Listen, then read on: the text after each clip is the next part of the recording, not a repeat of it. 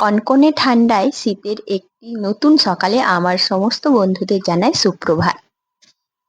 শীতকাল মানেই অনেক ছোটবেলা, রাত বড় আর দিন ছোট। কিন্তু শীতকালে শাকসবজি এত রকমের হয়ে থাকে যে আমরা কোনটা ছেড়ে কোনটা খাই সেটাই খুঁজে পাই না। আর দেখো, এই যে সকালেই চলে এসেছি ফুল তুলতে, তো দেখলে গোলাপ ফুলটা এত সুন্দর ফুটেছে না, যেটা তোমাদের সাথে শেয়ার না করে পারলাম না। আর জানো তো, গোলাপ ফুলটা আজ বেশ বড় হয়েছে। শীতকালে দেখতে দেখতে দিনটা চলে যায়, আর কখন যে ঘড়ির কাঁটা এত স্পিডে সকাল থেকে রাত হয়ে যায় সেটাই বুঝে উঠতে পারি না। কিন্তু শীতকালের দিনে এত রকমারি শাকসবজি যে কোনটা ছেড়ে কোনটা রান্না করব ভেবে পাওয়া যায় না। তবুও আমরা গরমকালের তুলনায় শীতকালে অনেক রকম সবজি রান্না করি। তো দেখো, সকালে ঘুম থেকে উঠে ফুল তুলে এখন একটু জল খেয়ে নিচ্ছি। আর শীতকালে অবশ্যই কিন্তু গরম জল খাই, ঠান্ডা জল কেউই খেতে পারে না, আমি তো একদমই পারি না। আর শীতকালের এই ছোটবেলাতেও সংসারের সমস্ত কাজ গুছিয়ে মাটির উনুনে কাঠের জালে নানান রকম সবজি দিয়ে তরি তরকারি রান্না করব, সেটাই তোমাদের সাথে শেয়ার করব। তো যাই হোক, প্রিয় বন্ধুরা, আমার ভিডিওটা দেখতে থাকো, আশা করছি ভালো লাগবে। আর ব্লগার মনমুন চ্যানেলে তোমাদের প্রত্যেককে অনেক অনেক স্বাগতম।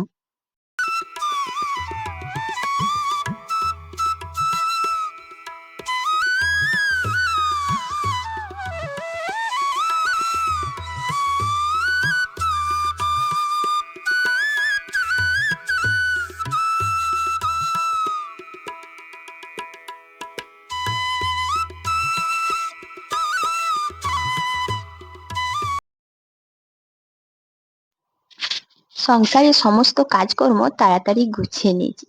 জানো তো বন্ধুরা, শীতকালে ভোরে উঠতে যেমন সমস্যা হয়, প্রত্যেকেরই খুব অসুবিধে হয়, কিন্তু তার মধ্যে আমরা যদি কষ্ট করে একটু তাড়াতাড়ি ঘুম থেকে উঠি তাহলে এই ছোটবেলার দিনেও নানান রকম কাজ গুছিয়ে নিতে পারবো, আর অনেক বাড়তি কিছু কাজও করতে পারবো। এই যে দেখো, সংসারের কাজ গোছানোর পরেও এখনো আমার কিন্তু উঠোনটায় খুব বেশি রোদ আসেনি। তার মধ্যে দেখো, এখন এই যে সমস্ত পলিথিন কাগজ যেগুলো হয় আর কি, ঘর পরিষ্কারের পরও বেরোয় বা প্রতিদিন ঝাড় দেওয়ার পর, তো সেগুলো একটু একটু করে জমা রাখি, 5-6 দিন হয়ে গেলেই পুড়িয়ে দিই। আর প্রতিদিন তো এই কাজগুলো হয়ে ওঠে না। তো দেখো, আজকে সমস্ত কিছু না পুড়িয়ে দিচ্ছি।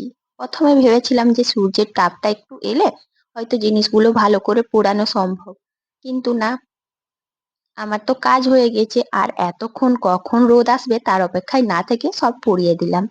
আর তারপরে এই হাঁড়িতে আর কড়াইতে মাটি দিয়ে স্নান করে নিয়েছি। এখন এই যে মুড়ি খাবো। তো আজকে জল খাবারে দেখো, ছোলা সিদ্ধ করেছি আর একটু কাঁচা পেঁয়াজ নিয়েছি। ছোলা সিদ্ধ আর কাঁচা পেঁয়াজ, বলতে পারি যে এটা কিন্তু আমাদের গ্রাম্য এলাকার সবচেয়ে সুন্দর জল খাবারের মধ্যে এই যে ছোলা সিদ্ধ মুগ সিদ্ধ এইগুলো পড়ে। আর আমি একটু বেশি করে আলু নিয়েছি, কারণ আলুটা না থাকলেও ভালো লাগে না। এই একটা সবজি যেটা হচ্ছে আলু, আমরা যতই তরি তরকারি রান্না করি, যতই যা খাই, আলুটা না হলেই যেন একদমই ভালো লাগে না। তো যাই হোক, সেই জন্য দেখো এখন আমি মুড়ি খেতে বসে গিয়েছি। আর জানো তো বন্ধুরা, এখন কিন্তু অনেকটাই যে বেলা হয়েছে তাও হয়নি, তবে ওই যে সময়ের মধ্যে কাজ গুছিয়ে নিয়েছি বলে খেতেও পারছি।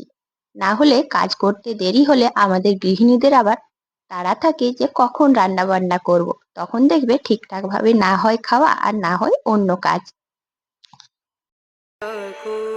मना मानत नाही रे पिया को मना मानत नाही रे पिया को मना मानत नाही रे बिनती कर। শীতকাল মানে একদিকে যেমন সময়ের অভাব, অন্যদিকে দেখো এত রকমারি শাকসবজি যে কি করব, কখন রান্না করব এই চিন্তায় পড়ি। আর আমরা জানো তো, গ্রামের আমরা গৃহিণীরা একটু তাড়াতাড়ি ঘুম থেকে উঠি বলে কাঠের জালেও আর এই যে বাঁশের মানে কাঠের জাল না থাকলেও বাঁশের জালেও আমরা নানান রকম সবজি রান্না করতে পারি। আর জানো তো বন্ধুরা, আজকে আমি বেশিরভাগ রান্নাটাই বাঁশের জালে করব, কারণ কাঠ একদমই নেই। ওই যে দু একটা কাঠ রয়েছে, তো যখন হয়তো রান্নাটা ছেড়ে একটু যেতে হবে তখন তো কাঠের জালটা দিতেই হয়। আর এই সামনে বসে থাকলে তখন কিন্তু বাঁশের জালেই রান্না করি। আর আজকে এই যে রান্না করছি শাক ভাজা। তো দেখো, প্রথমে রান্না করলাম কলা ফুলের তরকারিটা। আর রান্না বলতে ওটা সেদ্ধ করতে দিয়েছি। সবচেয়ে বেশি সমস্যা হয় শাকের ক্ষেত্রে। শাক জিনিসটা একটু ভালো করে বেছে সময় নিয়ে ধৈর্য নিয়ে যদি আমরা না রান্না করি, দেখবে হয়তো শাকের মধ্যে বিভিন্ন রকমের ঘাস পোকামাকড় সঙ্গে বালি সবকিছুই এক হয়ে যায়। যাই হোক, অনেকক্ষণ ভিডিওটা করে নিয়েছি তবুও বলা হয়নি। আমার সমস্ত বন্ধুরা যে বা যারা যেখান থেকে ভিডিওটা দেখছো নিশ্চয়ই ভালো আছো, আগামী দিনেও ভালো থেকো, সুস্থ থেকো। আর আমিও ভালো আছি, তাই তো দেখো সকাল থেকে সমস্ত কাজ গুছিয়ে এখন রান্নাটা করতে এসেছি। এমনকি রান্নার সবজিগুলো কেটে নিয়েছি বলে অনেকটাই সুবিধে হবে। শাকটা ভালো করে কেটে নিলেও শাকের মধ্যে অনেক ধুলো রয়েছে, সেই ধুলোগুলোর জন্য জানো তো এই ঝুড়িটা নিয়ে ধুচ্ছি। আর এই উঠোনটাতে রান্না করতে আমার একটাই সুবিধে হয়, যে কোনো সবজি বিশেষ করে শাক এইগুলো আমি ভীষণ ভালো করে ধুতে পারি এই কলপাড়ে। কলপাড়টা যেন আমার অনেক কাজে লাগে।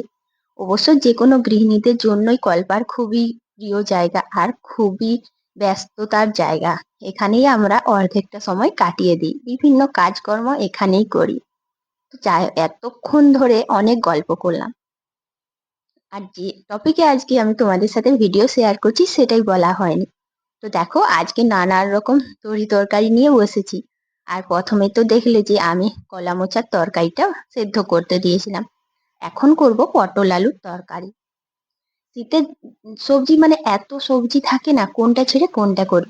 তবে পটল আলু এটা তবে শীতকালে রান্না নয় বা শীতকালে সবজিও না। এই নানান রকম সবজি খেতে খেতে একটু ভালো লাগছিল না, তাই একটু পটল আনিয়েছিলাম। তবে পটলের না ভীষণ দাম, তাই একটু আলুও মিশিয়ে দিয়েছি। কয়েকটা মাত্র পটল ছিল, ওই পটলে কি হবে, তাই কয়েকটা আলুও মিশিয়ে একটু তরকারিটা বেশি করে বানিয়ে নিলাম।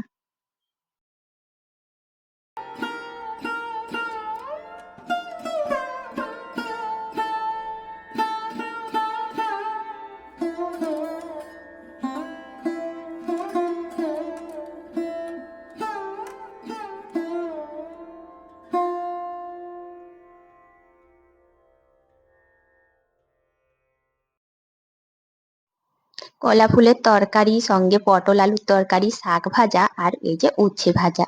হ্যাঁ বন্ধুরা, আবারও একটা কিন্তু তরকারি আছে, সেটা তোমাদের সাথে শেয়ার করা হয়নি। সেটা কি বলতো?